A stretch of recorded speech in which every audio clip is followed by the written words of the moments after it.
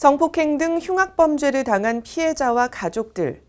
몸과 마음의 상처는 물론 경제적인 어려움으로 고통의 나날을 보내는 경우가 많습니다. 이들 범죄 피해자와 가족들을 오랫동안 남몰래 돕고 있는 민간단체가 있어서 관심을 모으고 있습니다. 전경윤 기자가 취재했습니다. 영화 도가니로 잘 알려진 장애인 학교 성폭력 사건 등 흉악범죄 피해자와 가족들은 정신적 충격과 치료에 따른 경제적 어려움 등으로 고통의 나날을 겪고 있습니다. 하지만 범죄 피해자들에 대한 정부의 지원은 턱없이 부족하고 이들에 대한 사회적 관심이나 배려도 거의 찾아보기 힘듭니다. 이런 가운데 흉악한 범죄의 피해자와 가족들에 대한 치료비와 생계 지원은 물론 법률 상담과 심리 치료까지 해주는 민간단체가 있어 화제가 되고 있습니다. 한국피해자지원협회는 범죄 피해자와 가족들에게 전문 상담사의 심리 상담을 받게 해주고 생계비도 지급하는 등 이들이 범죄의 고통에서 벗어날 수 있도록 돕고 있습니다. 또 하나 이 사람들이 가장 고통스럽게 느끼는 건 사회적 무관심이나 또 수사 과정이나 이 재판 과정이 굉장히 길죠.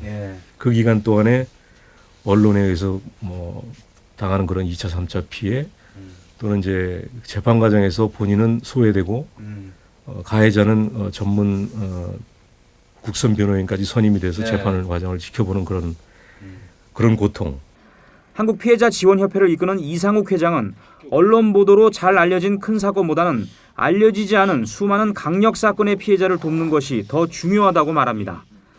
하지만 한국피해자지원협회는 정부의 예산 지원 없이 민간 기금으로 운영되다 보니 활동에 어려움이 적지 않습니다. 저희들 운영 자금은 어떻게 마련되는 거죠? 저희들 자체 회원들의 회비하고 후원금, 그러니까 회원들의 후원금 등으로 이제 운영이 되고 있어서 저희가 더 많은 피해자들을 돕고 싶어도 사실 여력이 좀 많이 부족한 그런 상황이죠. 이런 부분은 아마 사회의 좀 더 세심한 그런 관심이 필요한 그런 부분이라고 생각됩니다. 갈수록 범죄 피해가 늘면서 심리 치료를 전문적으로 하는 상담 인력이 부족한 것도 해결해야 할 과제입니다. 범죄 피해자를 돕는 일은 헌법이 규정하고 있는 국가의 의무입니다.